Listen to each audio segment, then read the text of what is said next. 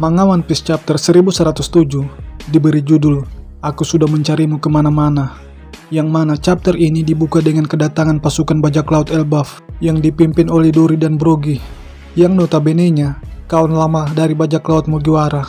Namun Dory dan Brogy tidak datang berdua, melainkan dengan anggotanya yang lain, yang mana dua di antaranya adalah dua orang yang sudah kita kenal, yaitu Oimo dan Kasi, yang merupakan mantan penjaga gerbang Enies Lobby pada 2 tahun yang lalu. Dan setelah merangsek maju, menembus barisan kapal angkatan laut, mereka akhirnya berhasil melabuhkan kapalnya di Pulau Egghead. Lalu Dory dan Brogy memerintahkan krunya yang lain menyisir pantai untuk menenggelamkan kapal angkatan laut. Hal ini mereka lakukan sebagai cara untuk membukakan jalan pelarian bagi bajak laut topi jerami. Cuma yang menjadi pertanyaannya, apakah kedatangan bajak laut raksasa ke pulau pemerintah dunia ini diketahui oleh Raja Elbaf? Kalau menurut pendapat pribadiku, saya rasa tidak. Mengingat Dory dan Brogy adalah bajak laut, jadi tidak perlu meminta izin kepada Raja Elbaf. Namun kedatangan mereka ke Pulau Elbaf akan menarik perhatian Raja Elbaf, yang tentunya akan melahirkan sebuah konflik nantinya. Sebab bisa jadi, pemerintah dunia menganggap kedatangan bajak laut raksasa ke Pulau Egghead atas izin persetujuan dari Raja Elbaf.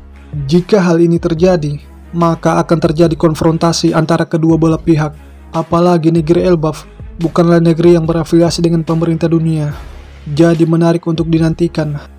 Pasca mendaratnya bajak laut raksasa ke Pulau Egghead, pasukan angkatan laut langsung memerintahkan pasukan yang lain agar segera menembak mereka, demi untuk memukul mundur pasukan raksasa tersebut, supaya kapal mereka tidak bernasib sama dengan kapal yang lain yang sudah terlebih dahulu tenggelam yang diakibatkan oleh para pasifista.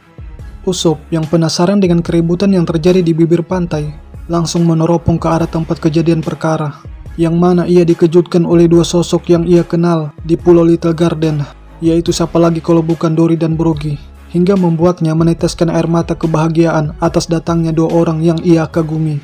Bahkan Usopp menyebut keduanya dengan sebutan Master, yang artinya guru.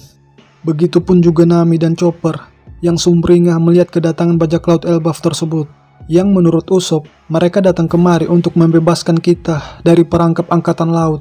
Bisa dibilang, ini merupakan aksi balas budi dari Dory dan Brogy kepada bajak laut Mugiwara, yang sebelumnya juga pernah membebaskan Oimo dan Kasi dari jeratan angkatan laut. Lalu setelah itu keduanya pergi ke Pulau Little Garden untuk membujuk kedua kaptennya untuk kembali ke Pulau Elbaf.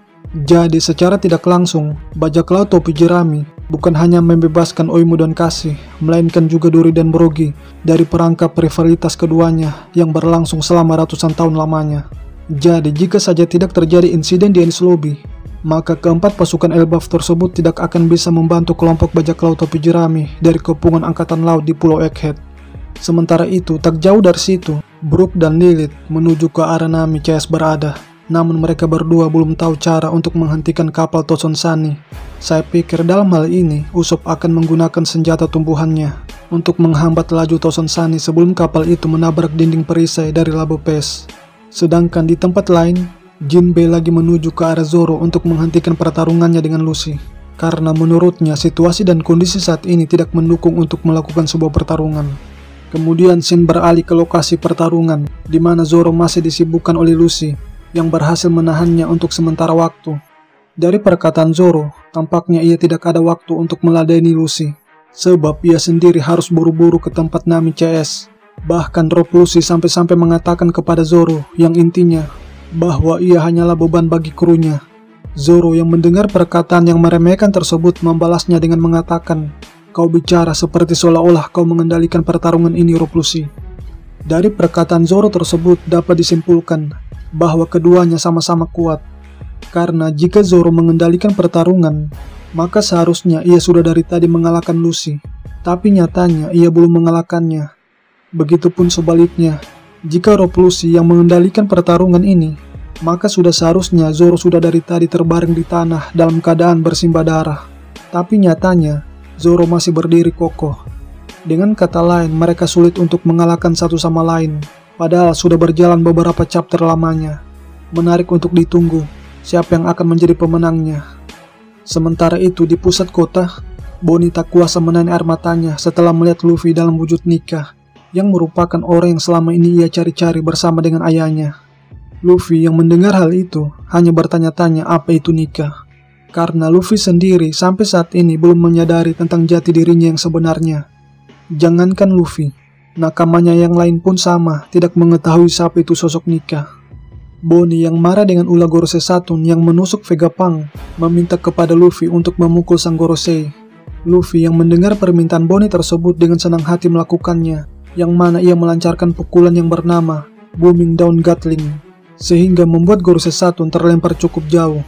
Bisa dikatakan sejauh ini, Gorosei Satoon mudah untuk diserang, mirip dengan Kaido ketika awal-awal bertarung dengan 9 sarung pedang merah dan generasi terburuk. Hal ini tak terlepas dari ukuran tubuhnya yang cukup besar, plus keduanya yang sangat mengandalkan kekuatan buah iblisnya. Jika Kaido mengandalkan ketahanan tubuhnya, maka Gorosei Satoon mengandalkan regenerasinya yang sangat cepat. Semoga saja kita diperlihatkan oleh Oda tentang kekuatan sebenarnya dari Gorosei Satoon. Masih di tempat yang sama, Kizaru tak tinggal diam dengan melancarkan lasernya ke arah Bonnie. Namun sebelum laser Kizaru menembus tubuh anak Kuma, Sanji dengan cekatan menangkis laser Kizaru tersebut dengan kakinya, sehingga membuat Kizaru terbelalak tak percaya dengan apa yang terjadi di depan matanya. Saya pikir keterkejutan Kizaru tak terlepas dari keberhasilan Sanji yang mampu menangkis serangan laser panjangnya.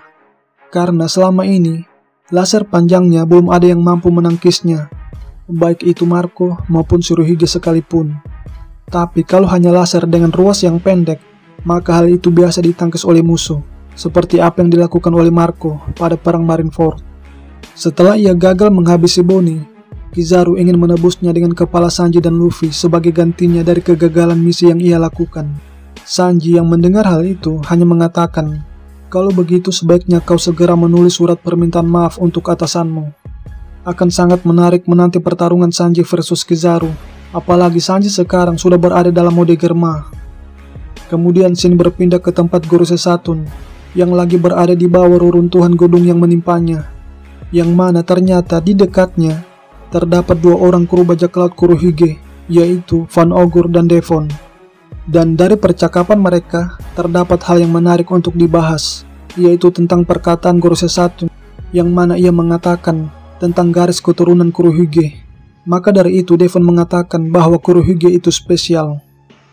Jika kita berbicara tentang garis keturunan, maka hal itu tak terlepas dari sukunya atau rasnya. Bisa jadi Kurohige merupakan salah satu ras yang sampai saat ini belum kita ketahui. Kalau menurut saya, jika di One Piece ada yang namanya ras mata 3, maka tidak menutup kemungkinan juga ada ras yang memiliki 3 jantung. Maka dari itu, Kurohige mampu memakan buah iblis lebih dari 1. Terlebih lagi, Marco pernah mengatakan bahwa Kurohige memiliki struktur tubuh yang aneh. Dari perkataan Marco tersebut, hal itu menjurus pada bagian dalam tubuhnya, yang menurut pendapat pribadiku, keanehan tersebut terletak pada jumlah jantungnya, yang berjumlah 3. Dan tahukah teman-teman, salah satu penyebab insomnia diakibatkan oleh detak jantung yang berdebar-debar dengan kencang. Jika 1 jantung saja dapat membuat seseorang insomnia, apalagi 3. Oleh sebab itulah yang membuat Kurohige tidak bisa tidur, seperti yang dikatakan oleh Buggy pada chapter 966. Jadi berdasarkan hal itu, saya rasa Kurohige memiliki 3 jantung. Maka dari itu, ia mengincar buah iblis buah Hancock dan Law untuk mengisi jantung yang ketiganya yang masih kosong. Jika analisaku ini benar, maka tak heran jika tubuh Kurohige tidak hancur berkeping-keping. Dan kemudian di akhir chapter, Karibu merengek-rengek untuk bergabung menjadi anggota bajak laut Kurohige, yang menurut penuturannya, Kurohige adalah idolanya. Jika Karibu jadi bergabung ke bajak laut Kurohige, maka Pulau Manusia Ikan dan Negeri Wano dalam keadaan bahaya. Namun saya tidak akan panjang lebar membahas hal ini, sebab saya akan bahas pada video terpisah. Demikianlah review One Piece chapter terbaru pada kesempatan kali ini. Lebih dan kurangnya mohon dimaafkan. Bagi teman-teman yang telah menonton video ini, jangan lupa like, share, dan subscribe. Dan terima kasih banyak atas dukungannya.